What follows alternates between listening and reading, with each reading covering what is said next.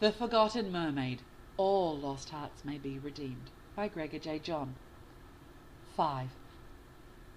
The storm was well and truly upon them. Most squalls catch a ship unaware, but the pursuit was not as unprepared as she might seem. Derek and Davies dashed about as best as they could with ropes tied about them for safety. Even young Daniel was tied tightly and skittering up and down the ropes in a valiant effort to trim the sails. Bryce held the wheel, turning her with the voice of the wind. He had no specific course to follow, so he let Calypso be his guide. The preacher came staggering on deck, praising the name of his Saviour with as much vigour as a profane sailor curses. He lashed himself to the ship's fencing at the helm as he discussed their course of terror with the captain. "Lord have mercy, are we to die in this turbulence?" He spat at the waves that pounced over the deck and slapped him like a schoolboy's hazing. "Not today," Bryce grinned. The waters ran through his beard, making it glisten in the lightning flashes.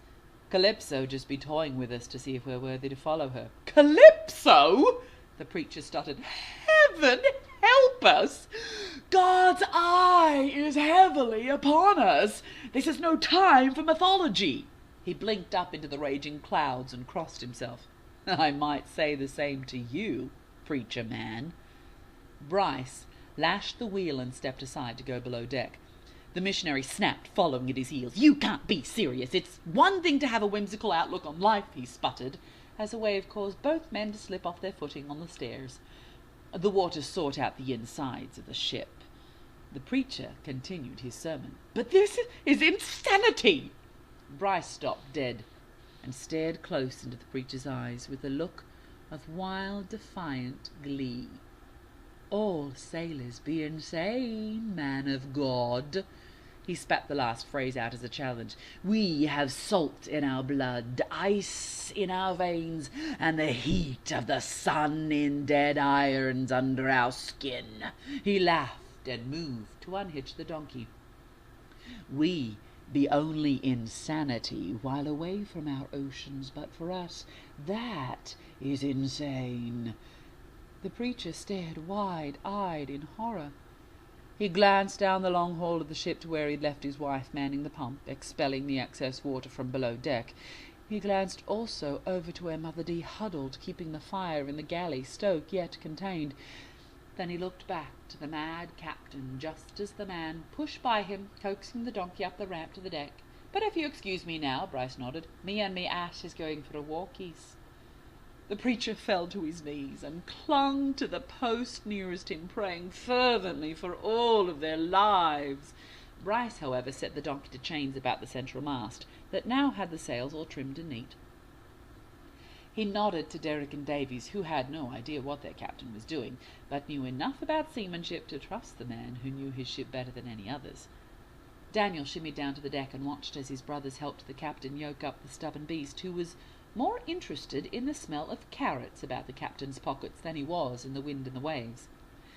When the chainwork was comfortably settled about the muscular shoulders of the beast, Captain Deleuze staggered in the tossing motion of the ship and passed an orange chunk under the nose of the donkey. The ass stepped forward and strained to reach for the treat. Thus the donkey worked, and the metal at the base of the mast began to groan and click. Thunk! The mast dropped suddenly. Daniel screamed in surprise. Derek and Davies smiled and pushed their back in to help the donkey. The preacher below deck prayed himself through last rites. His missionary wife began to cry in her sweat, and Mother D prepared to meet with peace. Captain Bryce, however, let the donkey have a taste, then coaxed him around with more promises of sweet veggies, and the mast dropped again. Thunk! Thunk! Thunking with each round, until it was a third less the height than it had been. "That will set the second deep rudder down far enough," proclaimed Bryce, and he triumphantly slapped the shoulders of his sturdy crew. "With that and the flat bottom of this here Lady Pursuit, we might just be able to ride out the rest of the storm as she blows herself about." Derek sighed, agreeing with much satisfaction. "That is my intent," assured the captain. "I think a hot shot of rum be due now. Davies," Bryce instructed, "I'll have the preacher bring you yours. Keep an eye out for obstacles for the first watch." "Aye, Captain," answered Davies. Derek and Daniel instructions continued. "Get our good ass down here to stall again, brush him down, and get his hay. "Aye, aye, Captain." The two followed their orders, and the pursuit bounced and slammed through the waves for the rest of the night on a steady course that rushed her through the wind. Beneath the waves of the wide-reaching storm, the sirens circled. Above her a ship foundered and creaked. Its rudder strained against the pressure of the locked wheel as the wind and waves pressed in against it. Wooden creaking and groaning cried out against the whistling wind, and the two tried to drown each other out. Siren lips smiled as she broke the rudder's connection to the tiller. She had managed to salvage enough energy in her last feasting to refresh her magic. There was a spark of violet black, and the rudder snapped off, hanging impotent. Her silvery teeth glistened in musical laughter. Suddenly spinning and swimming with great speed, she manoeuvred her underwater way through the rocky outcroppings of the island that lay a couple miles to the west. But instead of diving to her hold, she swam to the beach, stepped out onto the sand, and on 2 feet ran her wet naked body up the cliffs to a sheltered hut. There she tossed a gossamer garment over her soaked form, where it clung even more provocatively. The woman then stalked across the cliffs to her waiting bonfire. On board the breaking ship there was a sudden cry from the poop deck, "Land ho!" as the ship turned with the waves and smashed into the hidden reef. When the hull split apart, spewing out all its wares, the crew struck out. They cried for help to the violet flames that flickered ahead of them in the dark.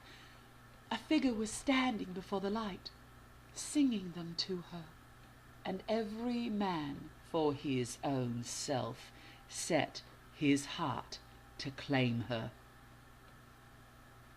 She had them all.